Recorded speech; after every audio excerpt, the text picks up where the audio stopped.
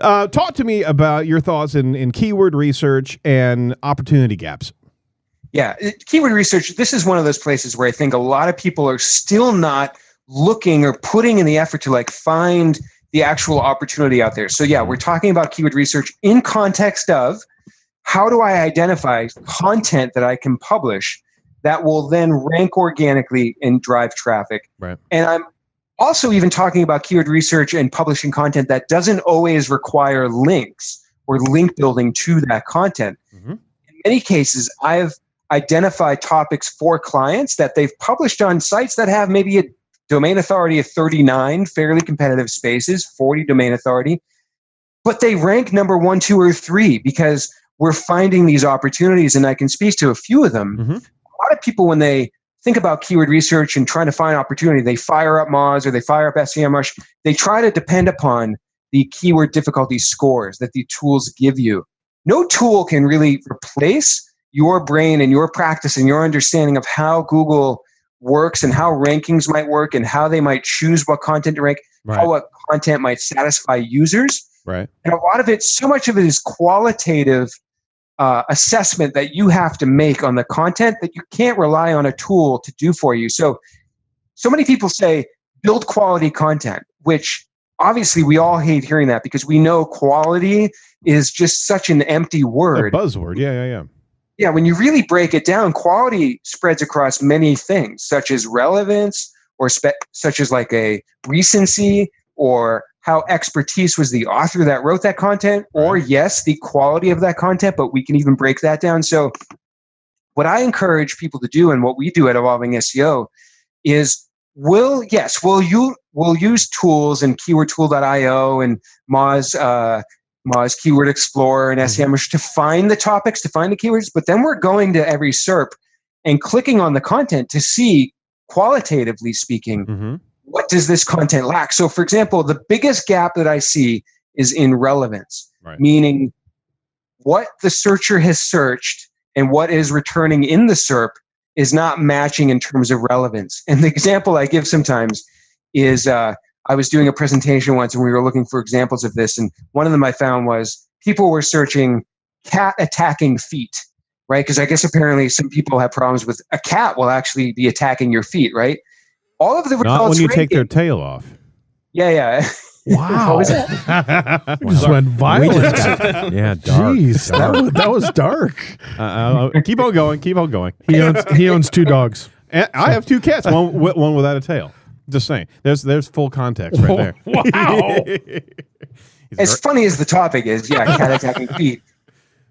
All of the results ranking, for example, at that time, were not about cats attacking your feet or solutions for that specifically. As funny as this is, they were all just solutions around cat attacking you, like in general, like a general cat attacking something. Right. So it's a funny example, but that's like a nuance and relevance where you can create that content around that longer tail thing and answer the thing more specifically than anybody has answered before. Right. And I often like to think of like, can you create the content literally nobody has created before on the web? Like, can you find such a gap where you're finding that topic that nobody has answered? So like maybe somebody answered it on Quora or Yahoo Questions in 2009, but nobody's answered it in a content Google environment. So that's a huge gap in opportunity.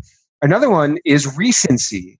And in a lot of industries, you can get away with evergreen content, right? You can get away with content published in 2010 and it can rank for years. Right. But in a lot of industries like marketing, if you publish content even in 2014, you're out of date in a year or two. So if you're doing your content research and you see all those old dates in the SERPs, or you click on the content and you see all the old comments from 2008, you know there's a gap there as far as recency because nobody has addressed this topic. Absolutely. And one example I like to give is software reviews.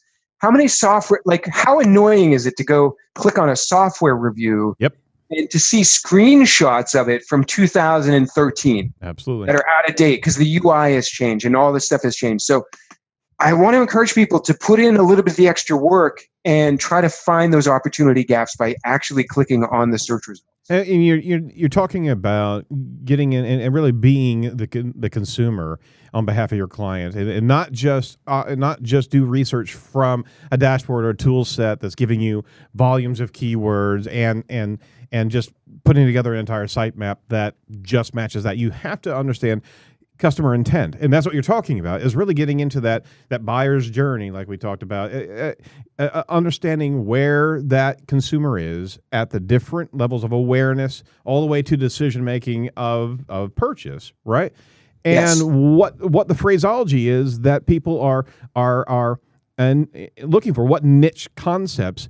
And not only just the terms, but also the experience that they are having looking at those search engine result pages. Because I was just doing this yesterday as I was looking for a particular tool, and I know I look for tools all the time, but this one was for a very good reason. All right, Sure. So but I was looking for these, and I was looking for these a particular type of tool, and all the results that I was seeing were from 2014, 2015.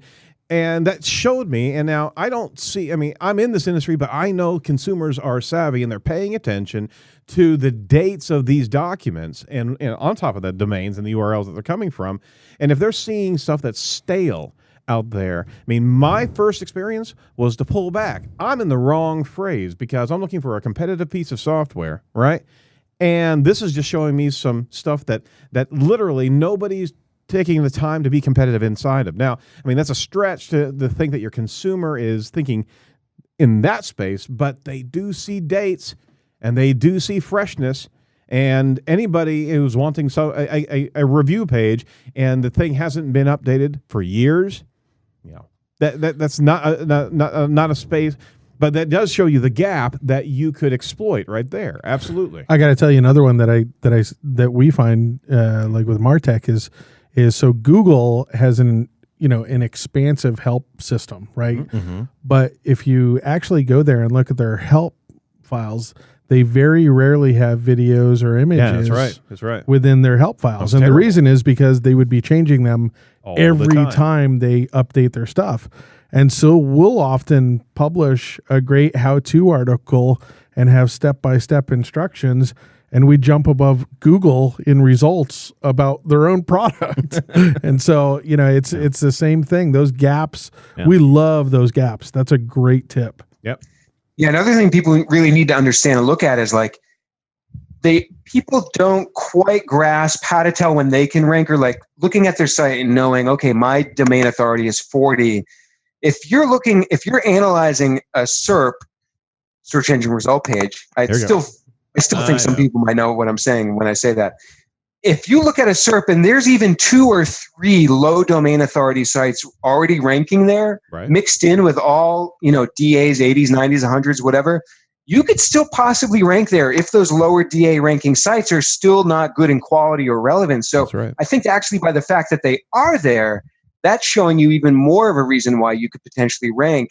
Google likes a diverse result, right? Like they like niche sites and they like big, giant authority sites like Huffington Post and New York Times and whatnot. So that's another angle to look at this from, is how can you help make Google's results more diverse in a sense? So maybe even if you see all 10 results are from these big name websites, maybe they would love a more niche website to come in and rank for something. So a report that I love that's in SEMrush is if you sense that there might be a topic gap for the particular content that you're trying to write.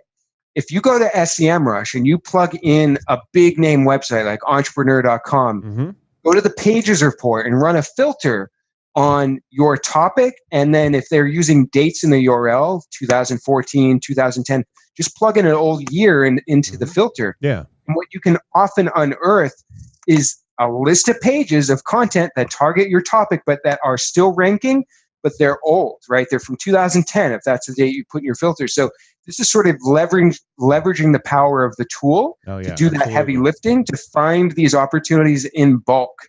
And then you click on the keywords link and it takes you the report. It shows you all the keywords that topic is ranking for. Yep. And you can go in, basically create a piece of content better than they have than they created in 2010. It's a fantastic tool, and you're giving insight into maybe some functionality that people aren't aware of. And there's a lot of new things inside of SEMrush.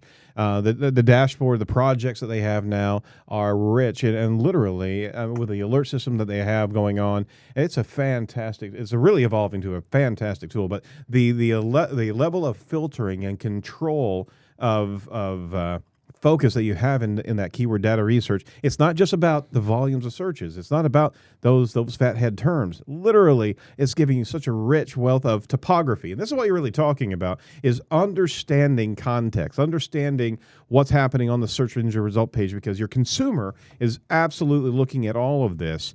And you need to be able to understand where you're really competing. Don't stand off and just run numbers and keywords and think you've got an SEO plan. You've got to get in the trenches and be that consumer, right?